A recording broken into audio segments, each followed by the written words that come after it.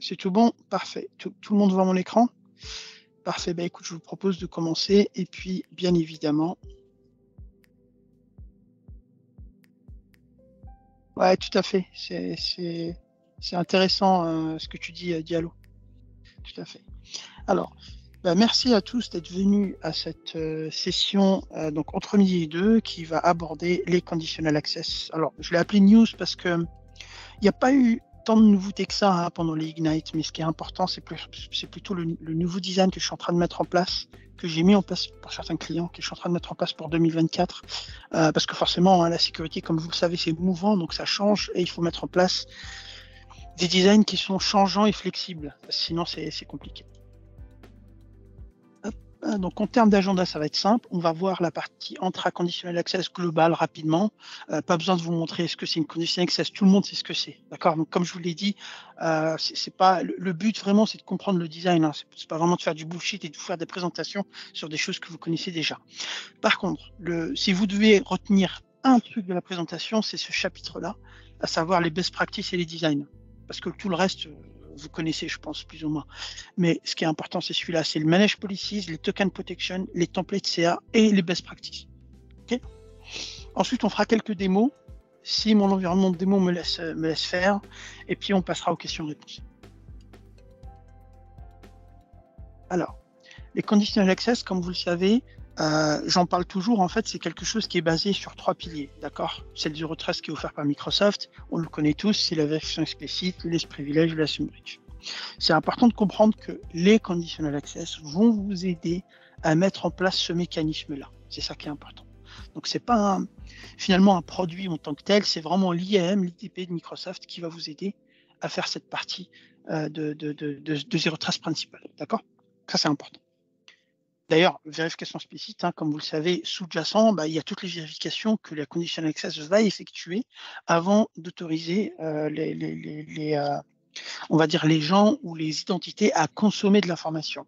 Le assume breach, lui, il est plutôt sur la réduction de surface d'attaque et la réduction de surface d'administration. C'est important, parce que je vous rappelle qu'à un instant T, on ne doit avoir aucun droit permanent sur un tenant, sauf pour les comptes brise-glace. Faites très attention.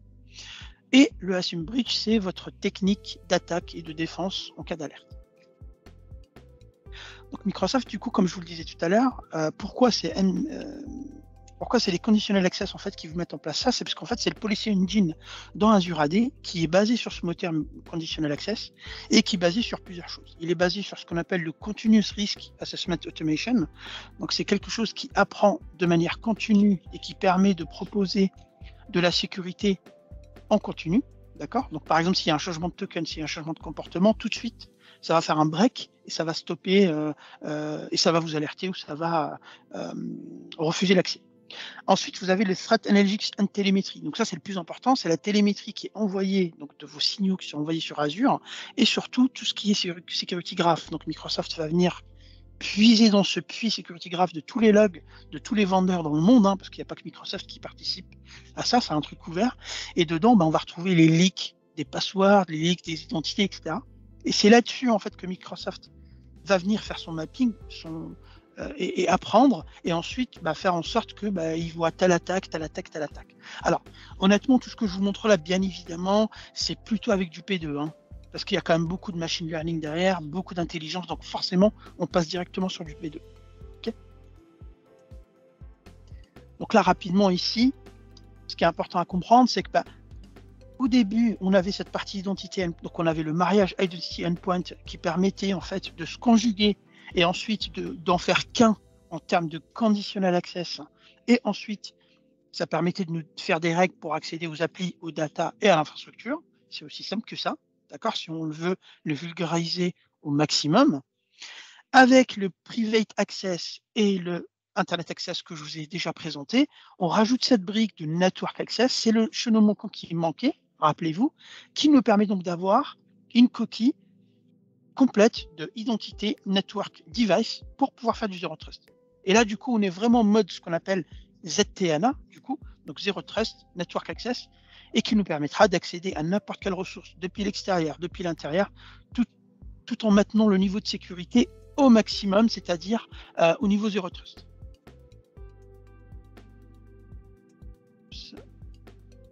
Pardon, ok.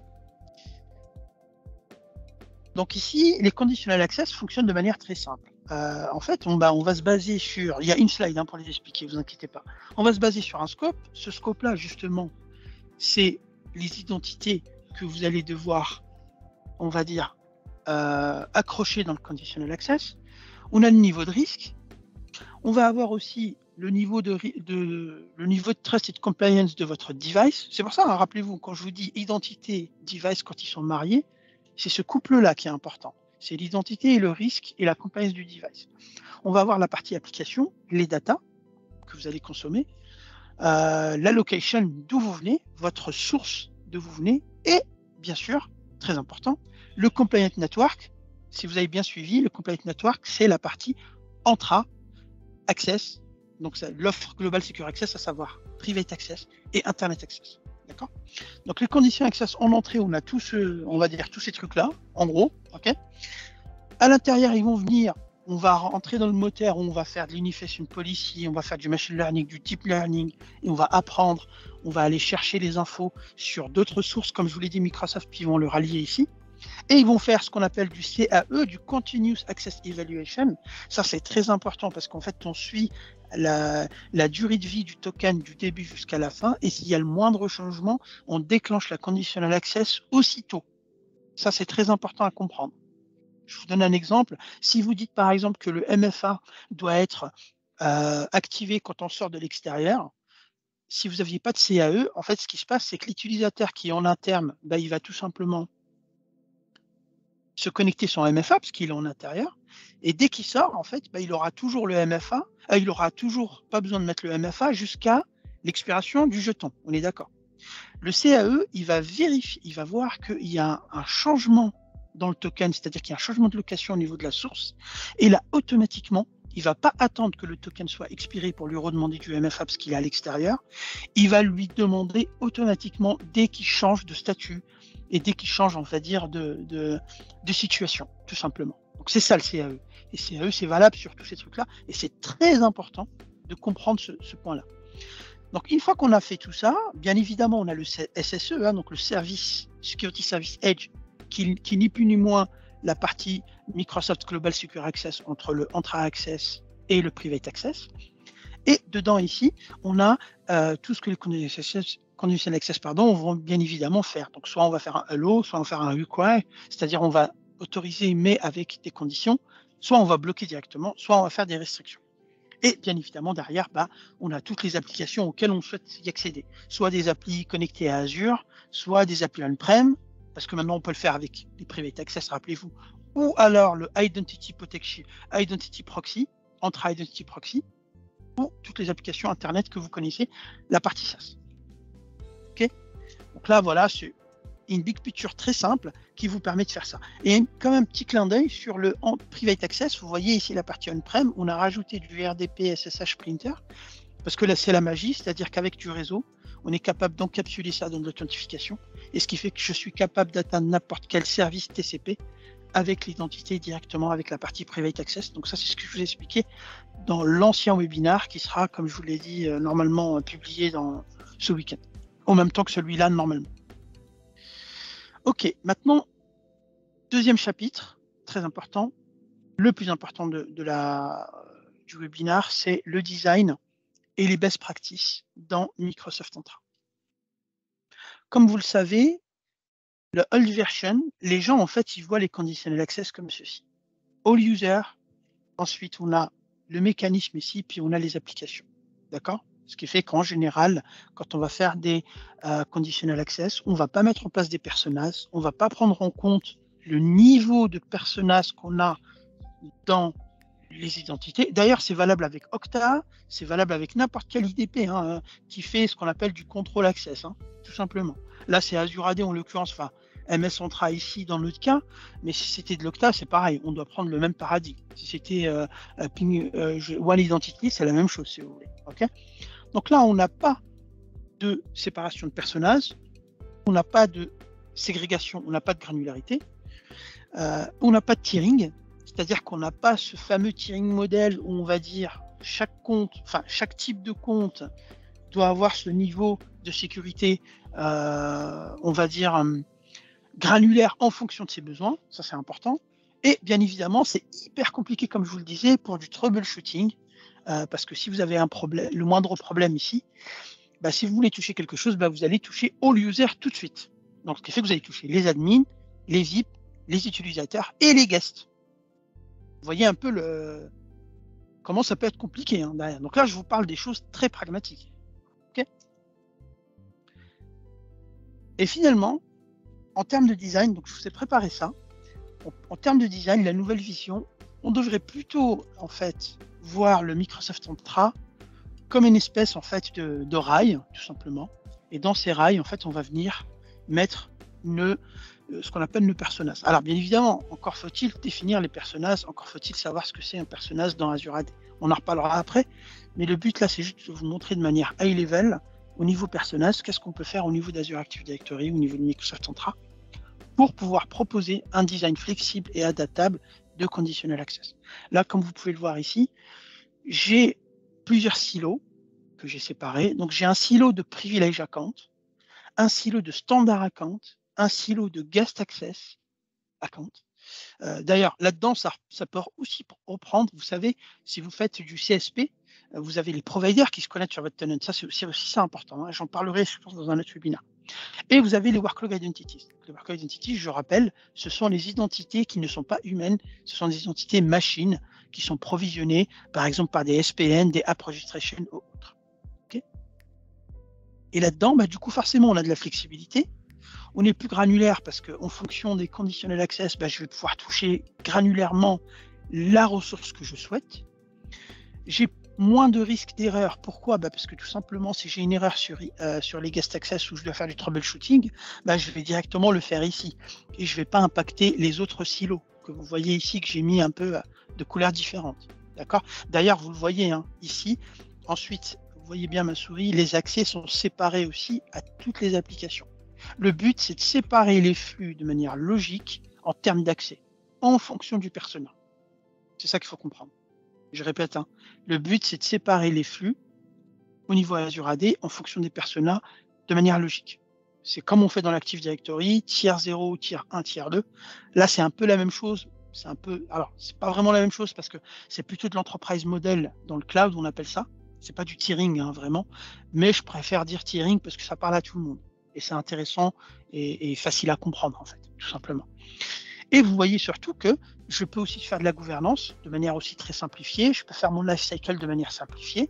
Je peux aussi, ça je pense que je le ferai plus tard. Donc maintenant, les conditional access, une fois qu'on a commencé à les maîtriser, on va plutôt les déployer en mode YAC, d'accord? Donc en mode infrastructure as code.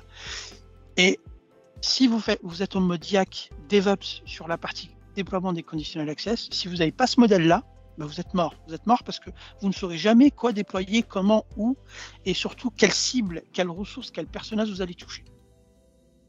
Ça, c'est vraiment important à comprendre. Donc, une fois que j'ai cette séparation comme ceci, ben, ce qui me reste à faire ensuite, c'est définir la catégorie de conditional access. Vous allez voir qu'il y en a 4, en tout cas que j'ai identifié. Il y a le 4e qui arrive, parce qu'avant, il y en avait 3 dans mon modèle, maintenant il y en a 4. Et ensuite, une fois qu'on a identifié ces modèles, on identifie la naming convention, et ensuite on peut s'attaquer au modèle. Donc ça, c'est important, la séparation des flux de manière logique, afin que chaque personnage puisse accéder à des ressources sur un chemin dédié. Bien évidemment, ce sont des chemins logiques. Okay, maintenant, comme je vous le disais tout à l'heure, le type de design sur Azure AD et Conditional Access, donc les personnages. Donc les personnages, comment je l'identifie? C'est simple, vous devez répondre à 4 questions. Le type de l'utilisateur, sa source, son authentification et sa workstation, c'est-à-dire son device avec quoi il se connecte.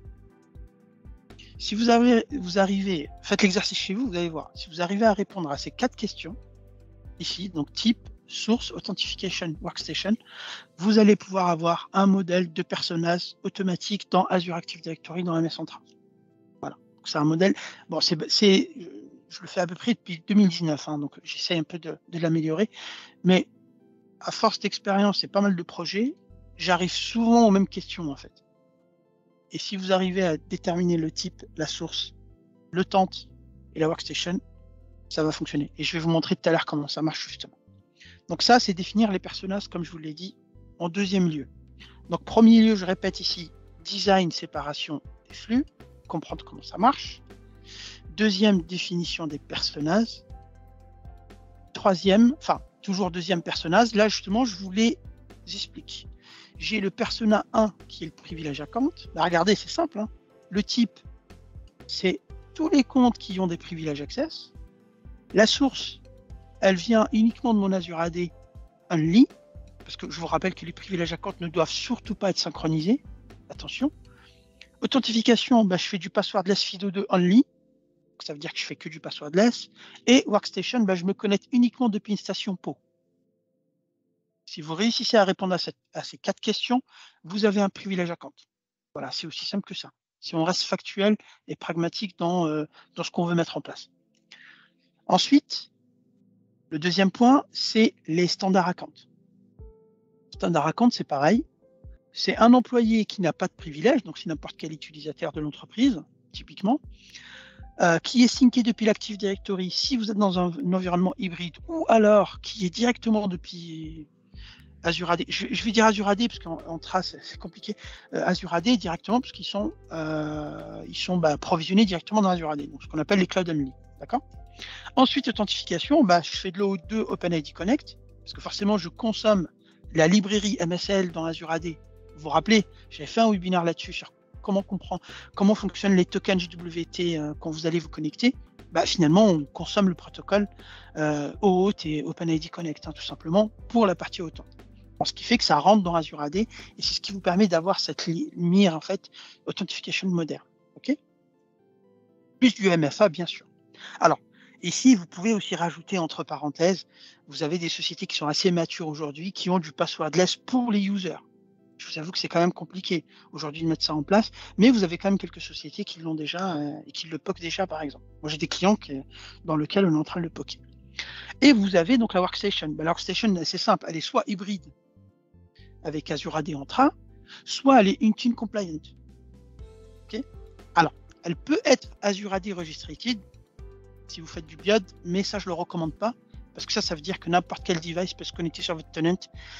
Et ça, finalement, en termes de sécu, c'est pas l'idéal non plus. Voilà. Je sais que c'est pas facile parce que, en général, les gens, ils ont pris une certaine habitude. Et surtout, en fait, je pense, ce qui biaise un peu le débat, c'est que, vous vous rappelez, quand on a commencé à parler de cloud, tout le monde disait oui, mais tu peux te connecter avec n'importe quel device depuis n'importe où et ça va marcher. Et en fait, tout le monde est resté sur ce truc-là. Forcément, on n'a pas pris en compte plus tard qu'il y avait des enjeux de sécurité assez importants, notamment depuis le Covid, etc. Et donc là, du coup, on voit que ça a son importance. Ensuite, le point 3, les guest accounts, c'est tout simplement les guests avec lesquels vous travaillez. Donc, ce sont des gens extérieurs que vous invitez. Eux, c'est pareil. Donc, le type, c'est des guest ou external provider ou external account. Ce sont des external tenants, la source, ici. En termes de temps, c'est la même chose. MFA plus OpenID Connect, OAuth et Term of Use. Parce que pareil, il est normalement dans le modèle Zero Trust interdit d'arriver dans un tenant Azure AD en tant que guest sans Term of Use, en termes de compliance. C'est hyper important. Et puis, la workstation, forcément, c'est un external device. Donc, on s'en fout. Vous le gérez pas, on va dire. Okay.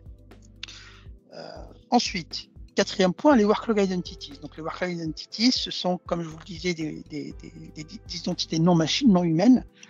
Eux, en général, c'est des apps, SPN, Manage ID, Manage Identity dans Azure, tout ça. Ils viennent directement du tenant, du client. En général, vous n'allez pas autoriser des Manage Identity extérieurs, etc. C'est pareil compliqué en termes de sécu. Et pareil, c'est la même méthode d'authentification. Alors, MFA, c'est pas toujours vrai, parce qu'il y en a, ils ne supportent pas. Donc, du coup, on fera plutôt de l'access token. Et là, on va se connecter, vous vous rappelez, avec le couple, donc client ID, secret ID, d'accord, par rapport à ça. Donc, du coup, pour ceux qui ne supportent pas le MFA. Et d'ailleurs, il n'y a pas de terme fuse, je ne sais pas pourquoi. En fait, je me suis trompé ici, excusez-moi. Vous voyez, des fois, et je vous le fais en live.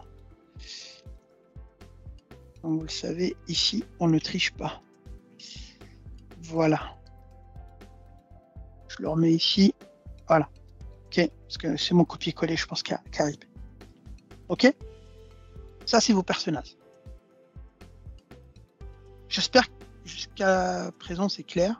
J'essaye en tout cas d'être le plus clair possible. Ensuite, quand j'arrive au troisième point, donc rappelez-vous, le premier point, c'est le design, le deuxième point, c'est les personnages, le troisième point, c'est définir les catégories de conditional access. Donc les catégories, dans mon ancien design, en fait, j'en avais 3. J'avais l'authentification, j'avais la partie device et j'avais la partie security, baseline. Maintenant, j'en rajoute une quatrième, vous l'avez deviné, c'est le Global Secure Access, à savoir le ZTNA, donc le Zero Trust Network Access, avec la partie Internet Access et Private Access. Et donc, en fait, avec ce que je vous prépare là, avec ce design-là, on va faire des conditional access en fonction de chaque catégorie. Et vous voyez, en fait, avec ce cheminement, ça devient hyper simple de mettre ça en place. Très, très simple même. En prod ou autre, hein, d'accord ?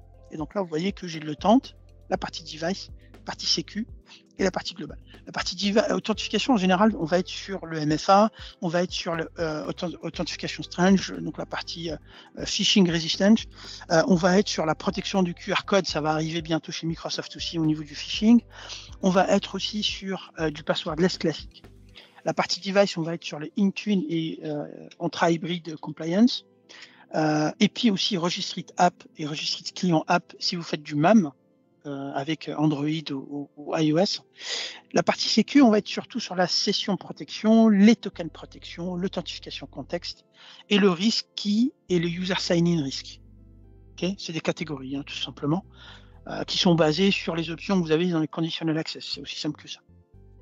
Je veux dire, il ne faut pas sortir de Saint-Cyr pour faire un modèle comme ça. Hein. Et après, vous avez le Global Secure Access. Tout simplement, lui s'appuie sur le client que je vous ai déjà montré, donc le client Global Secure Access, et le Remote Network Compliant qui, lui, vous dit que vous êtes sur les edge de Microsoft, sur le réseau de Microsoft. Donc, vous pouvez vous connecter ou pas à l'infrastructure M365. OK ? Maintenant, en termes de naming convention, alors ça, j'ai tiré un exemple. J'ai tiré plein d'exemples sur plein de docs chez Microsoft. Du coup, voilà, on peut trouver un truc assez intéressant. Donc, tout ce qui est privilège account, on passe de 001 à 0,99. Standard user de 100 à 199. Guest access de 200 à 299. Et les workload identities de 300 à 399.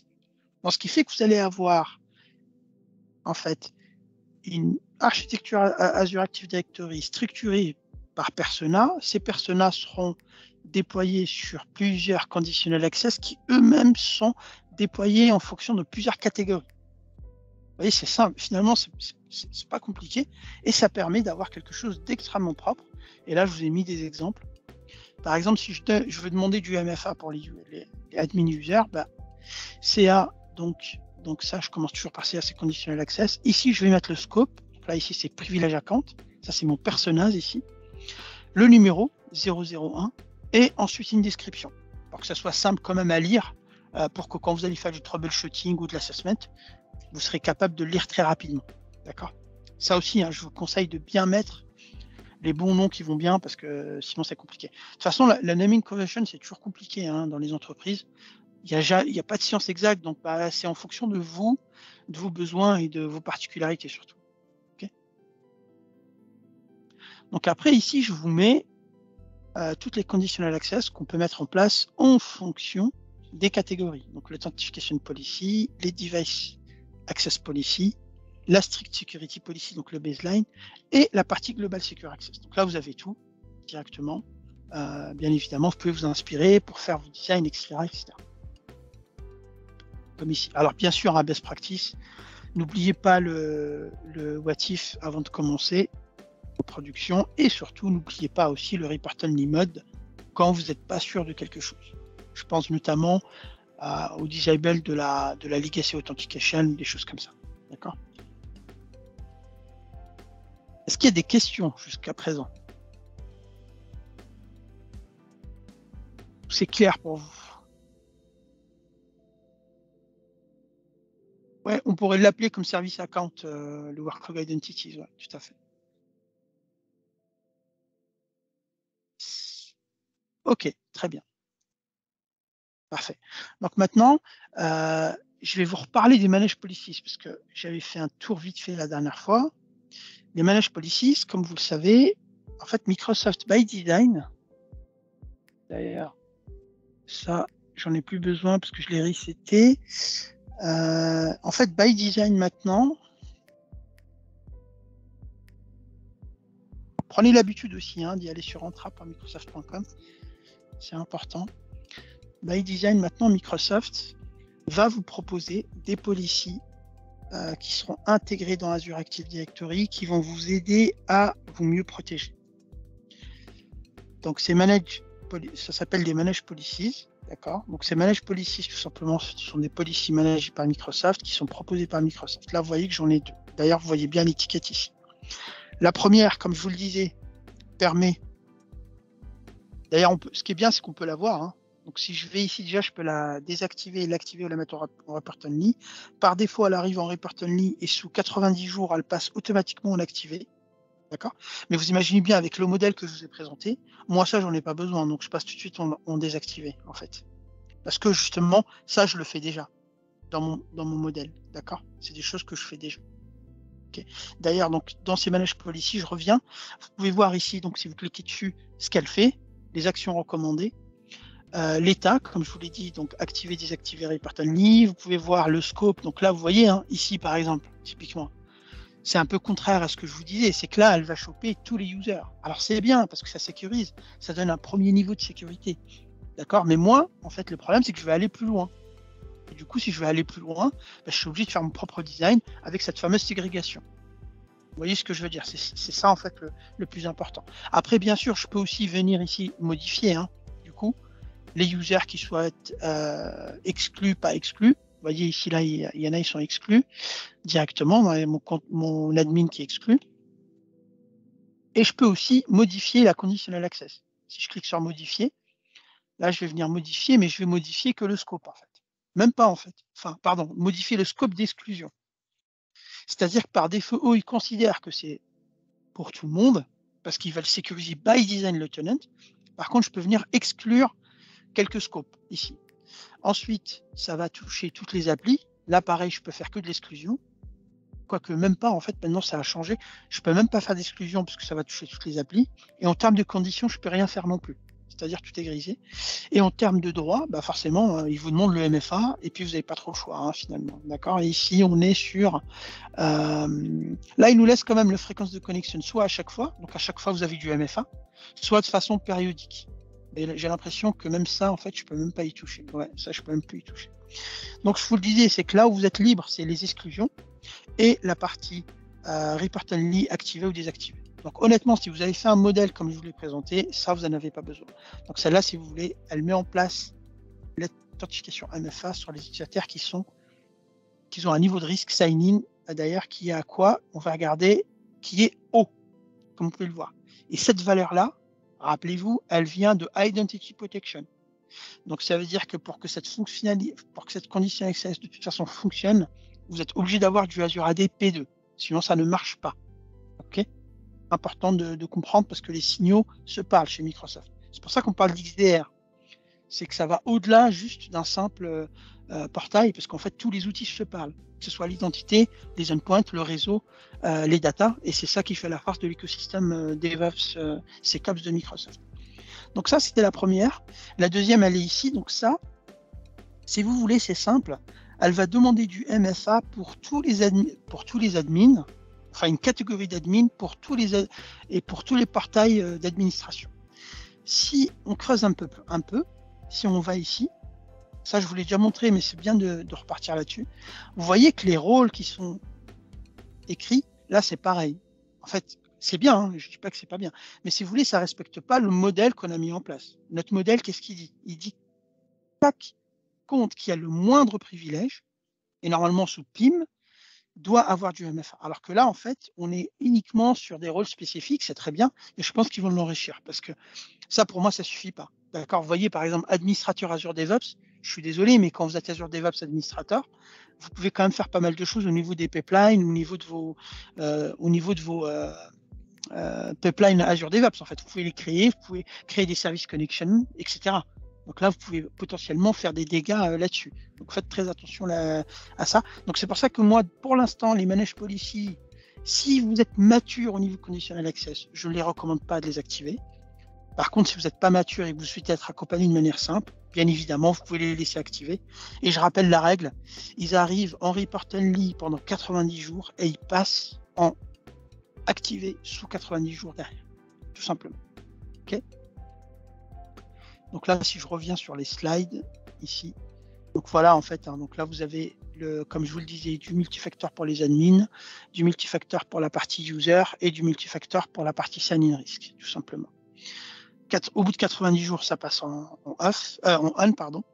Et bien évidemment, pour l'instant, comme je vous l'ai dit, ça couvre que 14 admins sur les admins qui sont sélectionnés, donc ça ne suffit pas. Et il y a aussi les portails. Hein. Je ne vous ai pas montré, mais pour moi, les portails aussi, il n'y a pas tout. Parce que vous imaginez qu'il y a d'autres portails. Et là, en fait, ils ont créé une application qui s'appelle Admin Portal. Donc ça, c'est tout nouveau aussi. Portail d'administration dans Azure. Et cette application a pour but de concaténer tous les portails d'administration. Mais en fait, il n'y en a pas tant que ça là-dedans. D'accord? Donc, dans cette partie-là. D'ailleurs, si vous allez sur... attendez, je vais aller ici.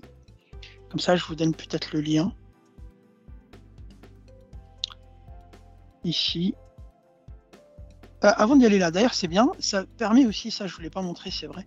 Si je viens ici, ça permet de voir aussi, regardez, l'état en fait de l'impact de la stratégie. Donc ça, c'est intéressant. Donc ça vous montre voilà qui utilisateur va être affecté, etc. Là, vous voyez ici que j'ai quand même des gens qui sont affectés. D'accord? Ici. Voilà. Là, ils ne le sont pas, là, ils le sont. Donc ça, c'est intéressant. Si vous avez beaucoup de comptes, ça vous permet de voir le scope de l'activation de la conditional access. Si elle s'activait en vrai, voilà ce qui va se passer. Voici les users qui risquent d'être touchés. Donc ça, c'est pas mal hein, quand même. Okay. Et donc, du coup, comme je vous le disais, c'est la partie, donc c'est celle-là. Voilà, le admin portal. Et en fait, dans l'admin portal, je vous mets le lien. Donc, en fait, pour l'instant, vous avez... Alors, il faut juste que je retrouve le... Chaque fois, j'ai du mal à le retrouver, celui-là.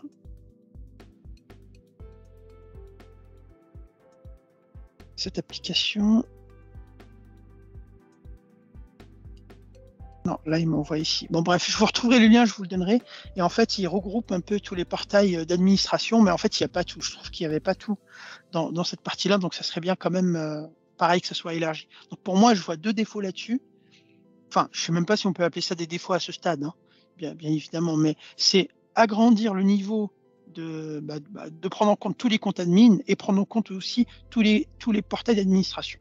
Voilà, c'est ça que je voulais vous faire passer comme message. Ok. Pas de questions là-dessus? Ok, je vais avancer. Donc, token protection. Est-ce que parmi vous, il y en a qui savent ce que c'est le token protection? Est-ce que vous l'avez déjà utilisé ou pas? Pour faire simple, le token protection, c'est une fonctionnalité qui vient pareil d'Azure AD P2, qui vous permet de protéger votre token en fonction du device, enfin en fonction de la source du device en fait. Ce qui fait que si vous avez un attaquant, ça peut arriver, hein, qui arrive à voler votre token en fait, token PRT au niveau de la machine, ce qui est intéressant, c'est que en fait, comme il n'aura pas de client secret, et comme il y a ce qu'on appelle un assemblage entre le device en fait, qui est connecté, et le token, c'est-à-dire que votre token, en fait, il est attaché à votre device, il est connu par votre device. Donc, il y a une espèce de point à point sécure qui est mis en place, avec bien évidemment c'est de la cryptographie derrière, hein, entre les deux.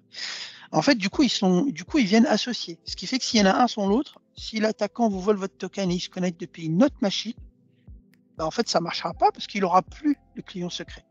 Donc, son token, en fait, qui vous a volé, il sera useless, c'est-à-dire il ne fonctionnera pas, ça ne sert à rien. Donc en termes de prérequis, il faut soit une machine Windows 10 au plus, donc ça c'est bien, Après, ça marche sur les intra-join, intra-hybrid join et même les intra-registrated. Donc ça marche sur les 3 types de machines qu'on retrouve autour de Microsoft Azure AD. Ça marche sur les clients OneDrive, donc ça c'est cool. Vous allez pouvoir protéger vos tokens d'authentification PRT avec OneDrive, donc le client Sync, hein, bien évidemment. Ça marche sur la partie client Teams native. Ça fonctionne sur Power BI pour l'instant et Visual Studio aussi sur la partie Sign-in Option. Par contre, ça ne fonctionne pas sur la partie Office classique pour l'instant. Du moins, je ne pense pas que ce sera supporté. Et bien évidemment, hein, il vous faudra de l'Entra P2. Parce que forcément, derrière, en fait, il y a du machine learning, il y a de l'analyse de tokens. Et d'ailleurs, cette alerte-là, de token theft ici, c'est aussi donné et catché par Identity Protection. Et comme Identity Protection, il vient d'Azure AD P2, ça me paraît tout à fait logique que ça soit en fait, mis en place dans Azure AD P2. Alors, comment tu mets ça en place, le token protection? Justement, j'allais en venir. Cette partie-là est très simple en fait à mettre en place. Ça se passe dans la partie session. Donc, on va venir ici. Je vais prendre une conditional access, n'importe. Parce que là, malheureusement, je n'ai pas tout l'environnement, mais c'est pas grave. Le but là, c'est vraiment de comprendre les concepts. Et dans session ici, j'ai une petite case. Ici, c'est exiger la protection, voilà, pour les sessions. Alors, c'est encore en preview, hein, bien sûr. J'aurais dû d'ailleurs commencer par là. C'est encore en preview. Je vous mets le lien ici si cela vous intéresse. Donc là, vous avez tout le fonctionnement. Et donc ça permet de protéger le token de manière assez dure en back-end sur la partie sécurité. D'accord. Derrière ici, il vous le dit, en fait, fonctionne. Là, en fait, ils vous disent que ça fonctionne uniquement sur les appareils et applications pris en charge, donc Exchange Online et SharePoint. Donc forcément, SharePoint, il y a Teams et OneDrive derrière, donc ça le prend en compte. Et il y a la partie Exchange. D'accord. Donc maintenant, ils ont rajouté, comme je vous l'ai montré dans les slides, Power BI et 2-3 trucs. Mais grosso modo, c'est encore en preview, mais c'est quelque chose d'intéressant. Par contre, attention, regardez ici, très important. Si vous faites les token protection, par exemple, sur une application tiers, une SaaS, qui n'accepte pas le token protection dans Azure AD, cette application, l'accès vous sera bloqué. Faites quand même attention à ne pas activer ça pour tout le monde. Et d'ailleurs, en fait, c'est pour ça que dans ce design-là, que je vous montre ici, vous ne pourrez pas avoir des erreurs, en fait. Pourquoi? Parce qu'en fait, vous êtes ségrégé. C'est-à-dire que si vous vous trompez, vous allez vous tromper sur un silo, mais pas tous. C'est l'intérêt. Par contre, si vous faites un all user, forcément, ça n'avait pas de sens. Et même, pourquoi ça ne fait pas de sens aussi de faire du all user conditional access? Parce que quand vous avez une application métier, l'admin exchange ou le global admin, lui, il ne se connecte jamais sur cette application métier. Donc, pourquoi lui faire subir une conditional access de sécurité pour cette application? Finalement, vous voyez, c'est dans ce paradigme-là qu'on va essayer de changer les choses et d'adapter et de proposer un vrai design pragmatique au client. C'est ça qui est important, répondre aux besoins du client de manière à apporter de la valeur ajoutée. Et pas simplement faire de la technique pour faire de la technique. Hein. Parce que, encore une fois, je vous l'ai dit, créer une condition access, tout le monde sait faire aujourd'hui. C'est pas le débat, c'est pas le problème. Le problème, c'est de savoir comment la faire matcher aux besoins de l'entreprise, tout en sachant que vous êtes sécure. En fait, c'est ça l'idée. Ok. Ensuite, vous avez quelque chose d'intéressant, on n'en parle pas souvent. Comme vous le savez, Microsoft a mis au point aussi sur les nouveaux tenants quand vous les créez maintenant. Et quand vous allez dans vue d'ensemble, enfin, je ne sais même plus si c'est ici, parce que je n'ai pas l'habitude de passer par là-dessus. Alors, je vais aller... Je crois que c'est dans... Attendez. Là, je le fais en live avec vous. Hein.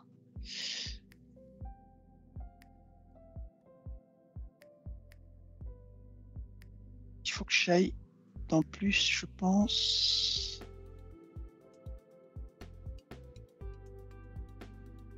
Ah non, j'arriverai pas à le trouver là. C'est pas grave. Il y a encore des options. Honnêtement, je sais pas si vous avez fait le mapping, mais il y a des options que j'arrive toujours pas à trouver sur le nouveau portail en fait. Bon, en même temps, honnêtement, je n'ai pas trop fait l'effort non plus, mais vous voyez, donc même si je fais ça tous les jours, c'est quand même pas évident parce qu'il y a beaucoup de choses. En fait, le but, c'était juste pour vous montrer ça. Je pense que vous savez où c'est, mais c'est pas très grave. Ce qui est important, c'est ça, c'est le paramètre Security Default, d'accord? Ici. Donc le paramètre Security Default, par défaut, forcément, il est, donc là je vous le mets ici, il est en fait créé par défaut sur tous les nouveaux tenants que vous allez mettre en place. Le Security Default, lui, qu'est-ce qu'il apporte? En fait, quand vous le mettez en place, il va vous mettre en fait en place du MFA directement. Il va bloquer les Legacy Authentication directement. D'ailleurs, je crois que c'est là, voilà, il va bloquer les protocoles d'authentification héritée des Legacy Authentication. Et il va aussi, je crois, alors attendez, je crois qu'il fait que ça, il me semble. Ouais, il fait que ça. En fait, il y a deux choses. En gros, il vous fait du MFA global pour tout le monde, directement. Et il bloque le Legacy Authentication. Le problème de ça, du coup, c'est que si vous avez des comptes de service ou des printers ou des choses comme ça qui utilisent des protocoles un peu bizarres, bah vous serez tout de suite bloqué. C'est-à-dire que vous ne pourrez rien faire parce que dans cette partie-là, vous ne pourrez pas en fait gérer vous pourrez pas en fait faire de l'exclusion comme les conditional access. Vous n'avez pas de granularité. Donc c'est pour ça que ici dans les slides, donc c'est bien, mais par contre on n'a pas trop de flexibilité ici sur la partie conditional access. On ne peut pas gérer les comptes brise-glace parce que les comptes brise-glace vont aussi choper les MFA. Mais ça, encore une fois, c'est vraiment, voilà, comme ils le disent, recommandé pour du petit business, pour des gens qui n'ont pas d'IT ou des choses comme ça, hein, qui ont vraiment un tenant classique, qui font pas grand-chose. Par contre, dès que vous êtes sur une organisation, vous avez du SharePoint un peu évolué, vous avez des écosystèmes qui sont intégrés avec Microsoft, etc. Là, vous devez absolument passer en conditional access et ne restez surtout pas sur la security default. D'accord? Ça, c'est vraiment important. Ensuite, les CA templates, on va finir là-dessus. Donc, les CA templates, tout simplement, justement, en vous parlant de catégories. Alors, moi, justement, j'ai pas trop la même vision. C'est bien, hein, on peut avoir des visions différentes. Et c'est le but, c'est que moi, j'ai pas la même vision que Microsoft là-dessus. C'est que quand vous allez dans Conditional Access, vous avez ici, d'ailleurs, maintenant, c'est en GA, donc vous pouvez les utiliser. Vous avez créé une stratégie à partir d'un modèle, donc à partir de modèles. Et en fait, eux, ils ont des modèles comme ça. Ils ont des modèles fondation sécurité, modèle zéro confiance, enfin zéro trust, modèle travail à distance, modèle protéger l'administrateur, modèle menace émergente. Ok. Bon, eux, en fait, ils ont fait un mapping en fonction de la posture d'attaque, si vous voulez. C'est aussi intéressant. Moi, je préfère plutôt prendre le cas à l'inverse, où je suis encore plus granulaire, où je prends en compte en fonction du vecteur d'attaque, en fait. Donc là, du coup, j'ai la partie user, la partie device, la partie authentification user, la partie device, et la partie sécurité de manière globale baseline. Donc finalement, ça va être celle-ci, c'est Zero Trust, donc c'est celle-là, et la partie Global Secure Access, donc d'ailleurs qui n'est pas encore intégrée ici. Vous voyez, ils n'ont pas encore eu le temps de l'intégrer. Donc là, vous pouvez retrouver par contre des conditional access assez simples à mettre en place rapidement.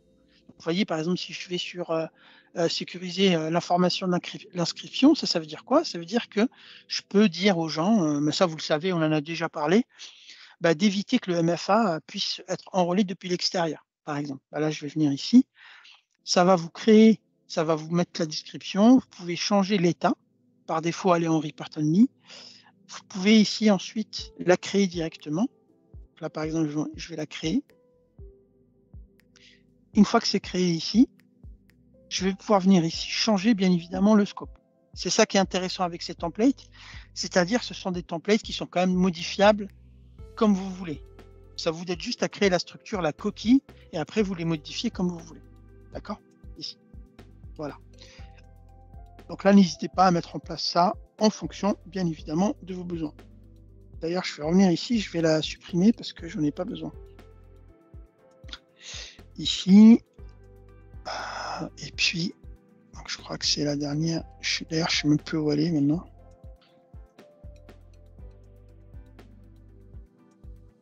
Voilà, c'est celle-là, ici. Donc là, je vais la supprimer. D'accord? Ici. OK. Donc ça, voilà, c'est template, n'hésitez pas à les utiliser, ça fonctionne bien, c'est quelque chose d'extrêmement important. Et surtout, ça peut vous donner des idées quand vous êtes un peu en mode, vous savez, la fameuse page blanche.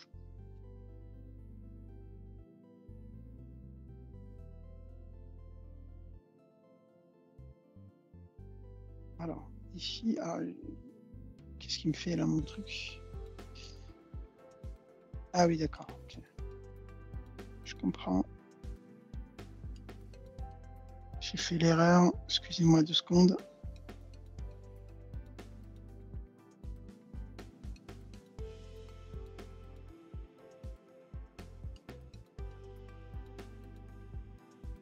Ok. Ensuite, ici, en termes de démo, ce que je voulais vous montrer, c'est ça. C'est la partie contexte ici. Comment elle fonctionne, cette partie? Cette partie, en fait, elle fonctionne avec,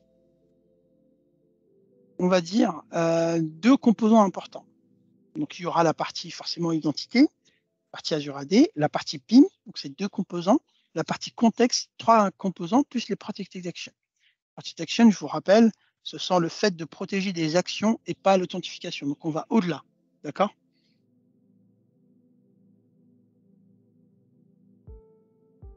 Oui, tout à fait. Ouais, en fait, effectivement, c'est vide ensemble. Merci pour la news, Fred. Merci pour le message, Fred. Tu vois, j'ai jamais pris le temps d'y aller là-dessus. Merci, Frédéric, pour le message. Donc ici, je vais revenir sur mon truc, là. Et en fait, ce qu'on va faire, c'est qu'on va d'abord aller dans le... Ici.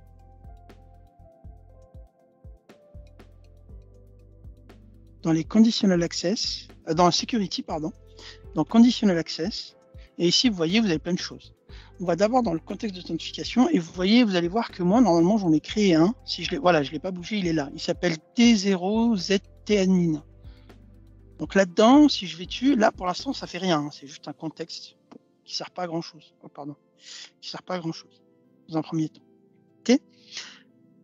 Maintenant, je vais aller sur les méthodes d'authentification. Ici. Et là-dedans, qu'est-ce que je vais lui dire? Je vais lui dire que je vais créer une méthode d'authentification T0 et là-dedans, je vais demander que les gens soient uniquement, soient uniquement portés par, en tout cas, ils peuvent faire uniquement de la clé FIDO2. D'accord? Donc, tous les admins ne pourront plus utiliser de password, par exemple. D'ailleurs, là, je peux même avancer et mettre des clés autorisées, hein, ça aussi. D'ailleurs, ça, c'est une bonne pratique à faire. Très important, pour éviter que les admins puissent enrôler n'importe quel clé FIDO que vous auriez, par exemple, pas validé. Je vous encourage à mettre en place les FIDO2 autorisés. Comme ça, vous les faites vous-même et vous les autorisez vous-même. D'accord? Donc, on arrive ici. Donc là, ce que je lui dis tout simplement, c'est que j'ai créé ma stratégie d'authentification.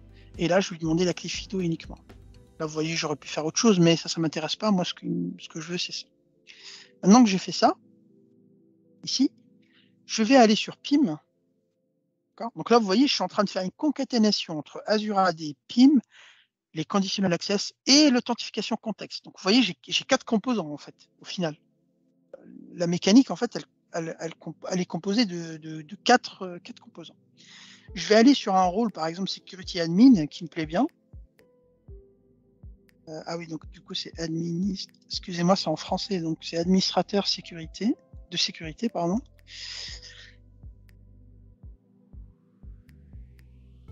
Je sais même plus si je l'ai là. Voilà, il est là, donc administrateur de la sécurité. Je viens dans les paramètres. Et ici, ce que je vais lui faire, c'est que dans la partie authentification, je ne lui demande pas le MFA de manière bête et méchante. Je vais lui demander d'appliquer le contexte T0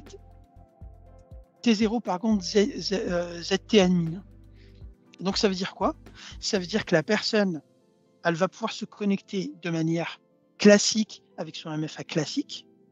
Par contre, dès qu'elle va vouloir s'élever les droits pour faire du security admin, là, elle sera obligée d'avoir sa clé FIDO2 avec. Vous voyez, en fait, c'est la cascade d'événements qui fait que les droits deviennent de plus en plus durs et les méthodes d'authentification deviennent de plus en plus dures.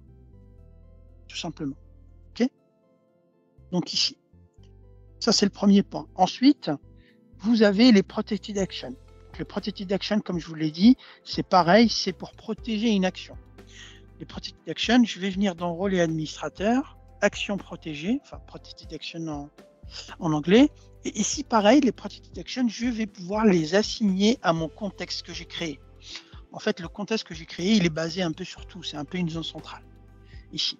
Et je vais pouvoir le faire directement. Donc là, je vais pouvoir lui dire, si tu crées une conditional access, si tu délites une conditional access, et si tu updates un tenant restriction, par exemple, ces 3 trucs, bah, en fait, tu es obligé de le faire. Tu peux le faire, donc tu peux, mais par contre, avec une clé FIDO en plus. Vous voyez? Donc l'utilisateur, il est connecté, il travaille, mais s'il veut faire des actions plus dures en termes de sécu, bah, il sera obligé d'upgrader son niveau d'authentification là-dessus. OK? Ça, et puis ce que je voulais vous montrer d'autre aussi, c'est la partie. Alors, je vais revenir là-dessus ici. Ah, quoique non, j'ai pas ma machine sur moi, donc ça va être compliqué, c'est pas très grave. Sur la partie PO, donc la partie PO, donc la démo PO, très simple, hein. Donc en fait, dans votre conditional access, ce qu'il va falloir faire, c'est se baser sur du filtre de device. Votre filtre de device, je crois, d'ailleurs, j'en avais fait une, voilà, elle est là. Donc la T0 PO. Du coup, ici, tout simplement, bah, je vais targeter forcément, bon là, c'est des trucs classiques, mais je vais targeter mon groupe Persona Admin. Je vais targeter tous les portails d'administration. Donc là, vous voyez, j'ai mis celui-là, mais j'aurais dû mettre tous les portails parce que, encore une fois, comme je vous l'ai dit, il n'y a pas tous les portails d'administration. Donc c'est du test là que je suis en train de faire parce que je suis en train de les valider avec Microsoft. Et ici, je vais venir faire un filtre sur les appareils et je vais tout simplement, bah, après, faire un filtre en fonction de ce que je veux, hein. D'accord? Donc là, j'ai des propriétés. Et là, soit vous avez des extensions, soit vous faites ce que vous voulez. Bien sûr, la station PO, donc je ferai un webinaire dédié sur la partie PO. Attention, la station PO ne doit pas être jointe au domaine AD, sinon ça ne sert à rien. Et cette station PO ne doit pas être connue du système d'information aussi. Elle doit être sur le cloud, soit sur de la VD, Azure Virtual Desktop, soit sur du Windows 365, par exemple. Ça peut très bien marcher. D'ailleurs, ce qui est recommandé. Voilà. Ou alors sur un autre tenant de manière assez séparée pour vous connecter là-dessus. Alors bien évidemment, voilà. Moi j'ai fait un truc tout bête. J'ai dit si la machine est compliant Intune, c'est important parce qu'il faut qu'elle vienne d'Intune forcément cette machine. Elle a toutes les règles, le BitLocker, tout le hardening qui va bien. Et elle commence par STC-C. C'est juste pour tester, hein, bien évidemment. Et ça fonctionne. Ce que je regrette ici, par contre, dans ces règles, vous avez vu, c'est comme quand vous faites du groupe dynamique. Vous ne pouvez pas tester tout de suite une machine pour voir si elle rentre dans cette règle-là ou pas. Donc j'ai fait la demande à Microsoft. Ça serait bien qu'on ait tout de suite ici un bouton qui dit tester cette machine, on met le nom de la machine et on voit si ça marche ou pas. Donc ça c'est dommage, pour l'instant on ne l'a pas. Peut-être que bien évidemment Microsoft le mettra plus tard. Et donc là vous imaginez bien que l'utilisateur il pourra se connecter et administrer le tenant avec sa clé FIDO2 quand il va faire du Protected Action et uniquement depuis cette machine. Et seulement cette machine. Et là, vous voyez, on passe quand même un cran au-dessus en termes de sécurité et en termes de hardening, de protection de tenant et d'environnement cloud. Et encore une fois, ce que je vous dis là, vous ayez de l'Octa. Octa, vous pouvez faire ce qu'on appelle du Device Trust sur Octa, c'est pareil, hein. Vous pouvez faire la même chose. Ping Federate ou One Identity, c'est pareil aussi. Là, en l'occurrence, c'est Azure AD, mais le reste, c'est agnostique si vous voulez comme méthode. C'est ça qui est important. Donc c'est un design qui peut être appliqué à n'importe quelle solution d'identité sur le marché. Voilà. D'ailleurs, ça s'applique à l'Active Directory, en somme, finalement, comme vous le savez. Ah oui, donc je voulais juste vous montrer un dernier truc. Du coup, Fred en a parlé. Donc en fait, la partie contexte, en fait, dans Azure AD, vous pouvez l'utiliser soit dans la partie PIM, soit dans la partie conditional access, soit dans PIM, soit dans les protected action, soit dans un autre truc qui est les sensitivity labels en fait. Par contre, je crois que j'ai pas tout d'activé, donc je risque de pas l'avoir. Je vais regarder. Mais ça vous permet aussi donc de jouer en fait en fonction du niveau de site sur lequel vous allez agir au niveau SharePoint. Bah, vous aurez soit le droit de lire les fichiers, de les télécharger, de les consommer, etc. On est sur quelque chose de plutôt intelligent et c'est quelque chose en plus qui fonctionne assez bien. Rajoutez à ça le DLP, le CASB, et alors là vous êtes vraiment, vous avez vraiment quelque chose d'assez intéressant. Je sais même pas si je peux l'éditer. Je vais voir si je peux le faire sur celui-là. Je vous promets rien. D'ailleurs, vous avez vu ici, il y a maintenant les labels properties sur les labels directement. D'accord. Et vous pouvez bien évidemment les changer. Ça, je vous montrerai plus tard.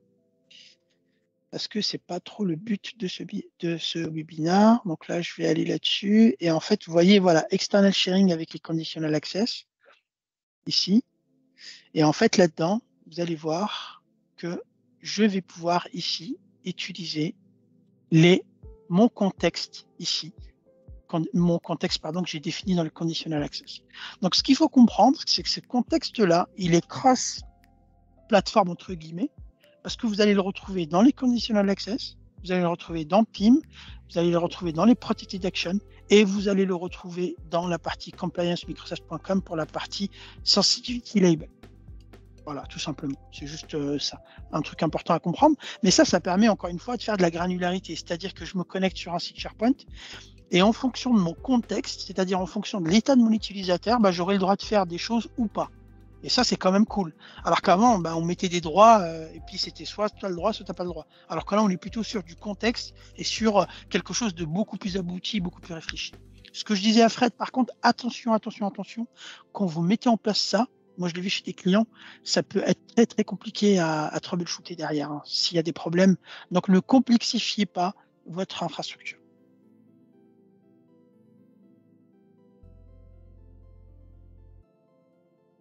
Et puis, voilà, messieurs, bah, j'en ai fini. Donc, alors, le selling frequency, ça, on le verra plus tard parce que j'ai pas beaucoup de temps. Il est déjà 1 heure, mais on le verra dans l'autre webinaire. C'est pas un souci. D'ailleurs, je vais l'enlever. Donc, il y en avait 3 et on verra l'autre dans le prochain webinaire. Voilà. Donc, j'espère que déjà que vous avez appris des choses. J'espère que ça vous a éclairé sur les designs, sur les points qu'on peut mettre en place sur la partie conditional access. Et si vous avez des questions, j'ai encore 2-3 minutes parce qu'après, je vais devoir partir.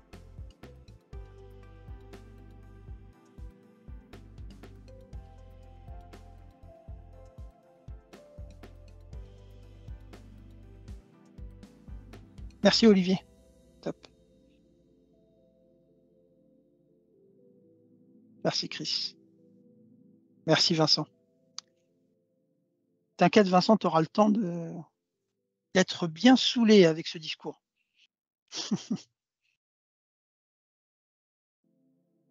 Ouais, t'inquiète. Avec plaisir. Donc du coup, de toute façon, le webinaire il est enregistré, vous inquiétez pas. Et puis bah, je le mettrai sur Oui, alors j'y sais, en fait, justement, normalement, tu as dû recevoir l'invitation, en fait. J'avais mis midi 13h, en fait. J'ai changé entre-temps. Et j'ai fait une com en disant que c'était de midi à 13h. Et normalement, quand j'ai changé le webinar, normalement, vous avez dû recevoir une notification. Merci beaucoup à ça. Mais pas grave, hein, tu auras le record hein, qui va arriver, de toute façon. Donc, c'est pas un souci. Je pourrais vous le donner. Ouais, sur YouTube, ouais, exactement. Il sera directement sur la chaîne, comme ça vous pourrez le regarder peut-être reposé.